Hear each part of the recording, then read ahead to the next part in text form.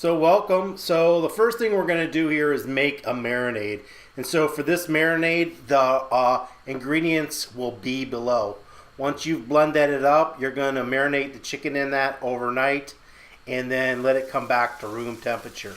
You're going to have some hot oil in a cast iron skillet and you're going to sear that on both sides and then let that simmer with about a half a cup of water until the water has evaporated. Once that's done, you're going to let your chicken rest. Then I made some beans, onions, and garlic, all right, separately, and I'm adding them to a flour tortilla and then chopping that chicken up and adding a little bit of that chicken. And then I'm simply just going to roll that up and stick that in a 9x13 baking dish. And so this is what it should look like. So now I'm adding the sauce, and I probably put a little bit more than I should, but you don't have to eat it all if you don't want it. For the sauce, there's nothing special here. I will have that in the recipe as well on how to make it.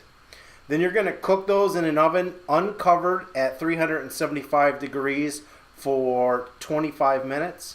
And then you're going to add some fresh Chihuahua cheese and some green onions. And this is what your finished product should look like. Now I made some Mexican rice for the simple Mexican rice recipe. I'll have that below. So don't forget to subscribe and leave your comments below.